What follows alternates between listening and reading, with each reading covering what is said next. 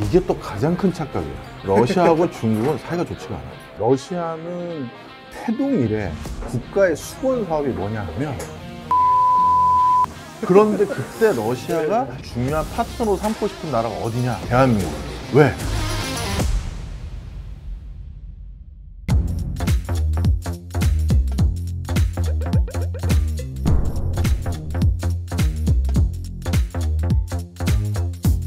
왜 이 러시아 전쟁이 우리나라에 좀 더 타격이 있는 걸까요? 왜 문제가 되는 걸까요? 그걸 이제 오늘 좀 얘기를 해주고 싶었는데, 장사하려고 하면 가게 어디다 열어야겠어? 가게요? 길목 좋은 데다. 그렇지. 역세권, 상권 좋은데 그런 데 해야 되잖아. 그런데 그 역세권이 바뀌고 있어, 전 세계적으로. 잠깐만, 전 세계의 역사권이라면 물류의 역사권을 얘기하시는 건가요? 맞아. 네. 지금 전 세계 물동량의 한 40%가 원래 전 세계 제조 공장 역할을 하는 게 한중일이잖아. 여기서 생산한 것을 유럽이나 북아프리카로 수출하는 방법은 이 밑으로 내려가서 그 인도네시아랑 싱가포르 사이에 말라카 협 지나서 그 다음에 인도 쪽, 인도양 쪽으로 가가지고 그 다음에 수에즈운하 지나서 이제 가는 거야. 이게 거리가 얼마냐면 22,000km야. 22,000km. 그런데 더 빨리 가는 방법이 있어. 비행기 아니에요, 그러면? 아니, 비행기 비싸잖아. 육지로는 못 가니까. 배로 어디로? 위로 가는 거야. 아, 북극 쪽으로? 북극해로 가는 거야. 북극해로 가면 16,000에서 14,000km면 가는 거야. 되게 많이 주네요? 단순 계산만 해도 물류비용이 30% 이상 줄어. 그런데 그러면 그렇게 싸게 빨리 배송할 수 있는데 거길 왜 안 갔냐? 왜 안 갔겠어? 왜 안 갔대요? 북극해는 1년 365일 이용할 수가 없잖아. 아, 얼어서? 얼어붙거든. 그러다 보니까 쇠빙선 뭐 이런 거 도움받고 가거나 막 이러다 보니까 이게 더 비싸진 거예요. 바로 그래서 그 더 빠른 길인데 못했는데 지금 지구온난화가 어떻게 되고 있다? 아, 이게 웃어야 돼, 울어야 돼? 그런 있군요. 이게 우픈 일이 된 거지. 북극해 항로가 드디어 1년 365일 이용할 수 있는 시점이 멀지 않은 거야. 자, 그럼 잘 생각해봐. 지금 전 세계 물동량의 40%를 차지하고 있는 말라카협 수에즈 운하를 통과하는 이 길목 때문에 지금 잘 살고 있는 국가나 도시들 생각해봐. 홍콩, 이집트 카이로, 싱가포르, 두바이, 뭄바이 다 여기 살고 있는 도시들이야. 바로 그래서 러시아가 북극해 항로가 열리면 세계적으로 드디어 자신들도 때가 왔다 이러고 있는 거야. 그런데 그때 러시아가 이 북극 항로의 가장 중요한 파트너로 삼고 싶은 나라가 어디냐? 대한민국이었어. 왜? 일단 일본하고 협력을 할 수가 없어. 러시아하고 일본은 영토 분쟁을 하고 있잖아. 아, 쿠릴. 맞아. 쿠릴 열도. 그 쿠릴 열도가 어디 있어?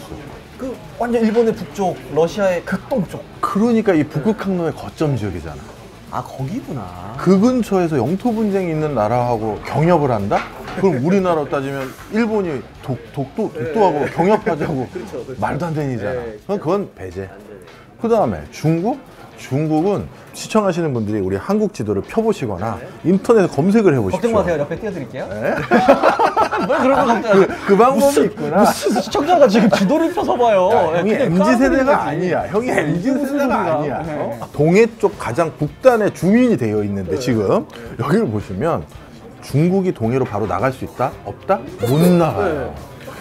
북한하고 러시아가 맞닿아 있거든. 그래서 북극항로 거점 사업을 중국은 원활하게 도모할 수가 없어.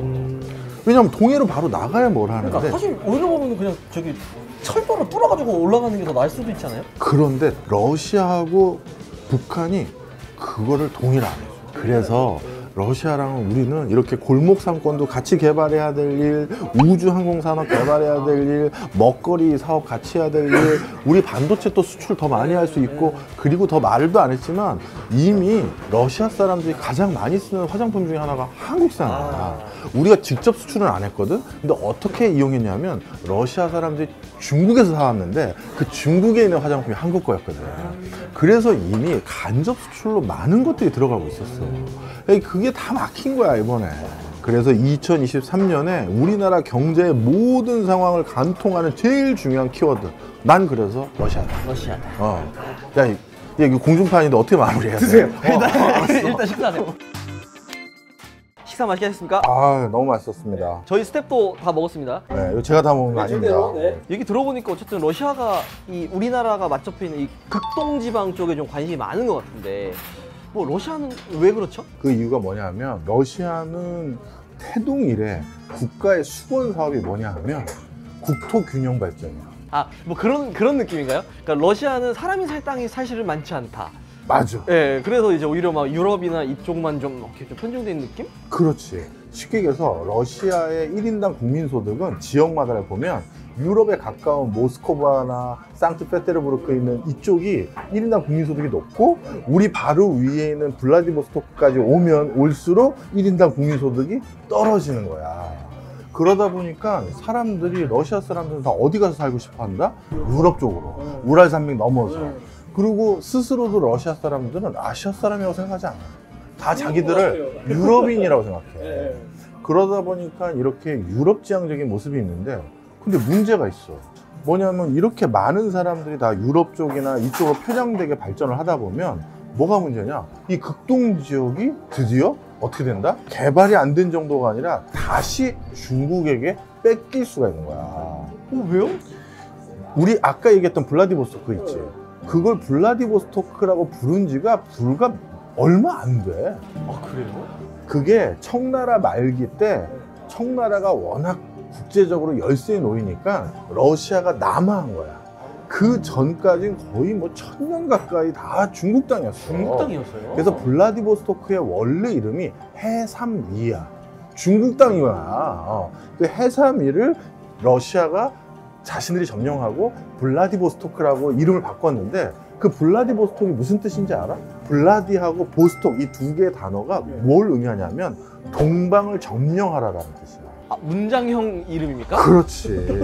그러니까 그 의도 자체도 자신들이 동방으로 나가고자 하는 수건이 담겨져 있는 도시인 거야. 러시아의 수건 사업이었다. 그럼 특히 거기가 부동항이거든. 완벽한 부동항은 아니야. 한겨울에는 얼어붙어. 그럼에도 불구하고 1년에 상당수 쓸 수 있는 얼지 않은 항구가 있는 곳이기 때문에 본인들이 여기를 절대 뺏기고 싶지 하지 않아. 러시아가 부동항을 얼마나 중요시 여기는지 우리 미니 다큐 또 준비했습니다. 여의도 맨션 미니 다큐 보시면 자세히 제가 해놨습니다. 자, 바로 그거야. 아하. 아, 보고 와야 되는데. 어쨌든. 네. 자, 그래서 여기가 원래 자기 땅인지가 이제 100몇 년 얼마 안 넘은 됐군요. 것밖에 안 되기 때문에 여기를 다시 신경을 안 쓰면 누구 땅으로 바뀔 가능성이 있다고 걱정한다? 중국.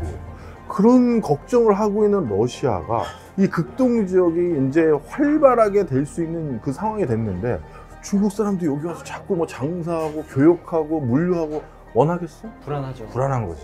그러니까 그걸 막으면서 여기에 러시아 사람들이 아 여기도 뭔가 먹고 살 게 있어. 여기서도 내가 기회가 있어. 이걸 만들어줄 만한 중요한 파트너 어디? 대한민국. 바로 그래서 러시아가 극동지역 개발이 중요하고 그 과정에서 한국을 중요시 여기는 거야. 지금 아까 말씀 나온 것 중에 중국이랑 어쨌든 저는 되게 친할 줄 알았거든요. 그러니까 왜냐면은 같은 어떤 범공산권 국가잖아요. 그러니까 저는 뭔가 좀 통하는 게 있고 친할 줄 알았는데 생각보다 좀 친하진 않나 봐요. 친해.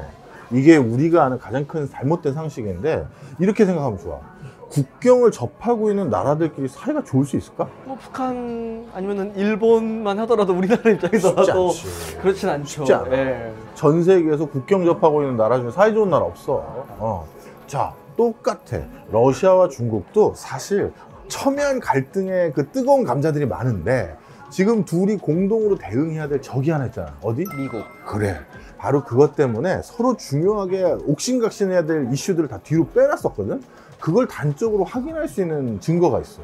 러시아하고 중국 각 국가에서 내가 지도를 사봤어. 그런데 지도의 모양이 달라. 서로 자기 영토를 더 많이 그려. 그건 뭐 국제법상 정해진 게 아니에요? 아니야. 이게 어떻게 된 거냐면 러시아하고 중국이 국경에 대해서 완벽하게 합의가 안 돼 있었던 거야. 아직도? 합의를 했는데 언제 했을까? 약간 2차 세계대전 그쯤 아니겠습니까? 대부분 그렇게 생각해. 그런데 둘이 워낙 지금 고수들 아니야. 무협지로 보면 이 사람들끼리 함부로 국경 가서 싸웠다가 무슨 일이 생길지 모르잖아. 그래서 그냥 슬쩍 그려만 놓고 그냥 대충 이제 무마하고 있었다가 도저히 그걸로는 이제 안 될 상황까지 올라와서 합의 본 연도가 언제냐면 2차 세계대전 때도 아니고 2008년도. 2008년이요? 2008년도가 되어서야 러시아하고 중국이 국경 문제를 완벽하게 합의했어. 진짜 얼마 안 됐네요. 그러니까 그 전까지는 함부로 얘기를 서로 못 하는 거야. 왜? 척질만한 일이 많거든. 그만큼 둘이 이렇게 보면 돼. 지금 뜨거운 감자들이 많아, 이슈들은. 근데 그거를 논의하지 않고 뒤로 뺀 거지. 누구를 일단 대응하기 위해서? 아메리카. 그런 관계이기 때문에 절대 어느 순간인가 이제 둘이 이제 뭔가 합의를 보거나 일단락을 할 이슈가 생겼을 때 여기에 극동 지역에서 중국이 벌써 많이 뭐 활동을 하고 있고 그래 버리면 러시아 입장에서 되게 부담되는 거지. 그리고 실질적으로 어떤 상황이 됐냐면 자르비노, 블라디보스토크, 하바로브스키 이쪽 근처 있잖아. 이쪽 근처가 분명 러시아 땅임에도 불구하고 그쪽 지역에서 비즈니스를 하려면 중간 유통상인들이 전부 중국인이야 벌써. 그리고 비즈니스 할 때 이미 러시아 말보다 중국어를 더 많이 써. 그러다 보니 러시아 입장에서는 이제 굉장히 걱정할 만한 일이 생긴 거지. 뭐야, 여기가 벌써 중국색이 이렇게 많아진 거야? 이렇게 되는 거야. 그러니까 절대 중국하고 러시아가 이 극동 지역에서는 원만할 수가 없어. 그러니까 결론적으로는 그렇기 때문에 더더욱이나 대한민국이 필요한 거네요, 러시아는. 그럼.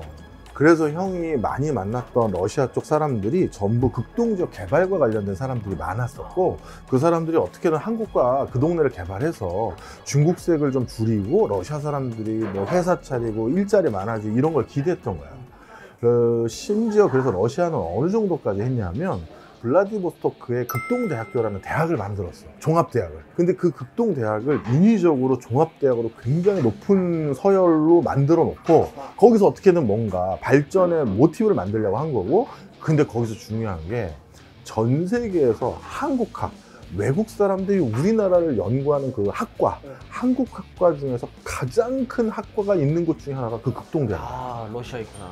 거기 극동대학에서 한국이라는 중요한 파트너들을 아주 밀착 연구를 해서 그렇게 해서 한국 전문가를 만들어서 우리나라랑 많은 것들을 도모하자.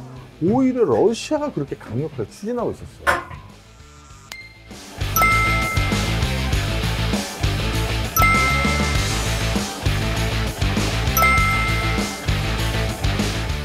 그 정도로 러시아는 우리를 되게 중요한 파트너 생각하고 있다. 그럼. 근데 전쟁이 나서 그러니까 이제 문제가 되는 거야. 네, 그래서 지금 눈물이 난다. 눈물이 나는 거야. 네, 그러니까 러시아도 눈물 나고 우리나라도 좀 뭔가 이렇게 교류를 해서 얻어낼 게 있는데 좀 눈물 나고. 그럼. 서로 피눈물 나고 있네요. 결론적으로 그러면 이제 전쟁이 끝나기만을 열심히 이제 맑은 물 떠놓고 기도하면 됩니까? 근데 이게 참 안타깝게 전쟁이 끝난다고 과연 러시아랑 우리가 예전처럼 편하게 다시 지낼 수 있을까? 저기 미국 큰형님도 계신데. 그래서 그런 것들 때문에 이게 전쟁이 끝난다 하더라도 한동안 이 지금 우리가 많은 것들을 언급했던 이것들이 바로 도모될 수 있을지에 대해서는 솔직히 회의감이 많아요. 그럼 뭔가 진짜로 뭐 러시아나 아니면 러시아 관련된 그런 지금 저희 우리나라와 관련된 그런 산업군들도 그러니까 전쟁이 끝난다고 해서 바로 막 살아나기는 조금 어려울 수도 있겠네요. 그럼 그런 것들을 다시 도모하려면 또 상당히 시간이 걸리고, 그래서 내가 이번에 러시아라는 키워드를 가지고 되게 아쉽고 안타깝다 이렇게 자꾸 내가 표현하는 이유가 그런 점들이 있었어.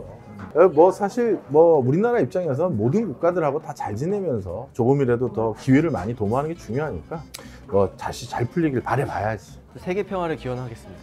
커피나 마시러. 네, 가시죠. 일어나시죠. 네, 옷 입으세요.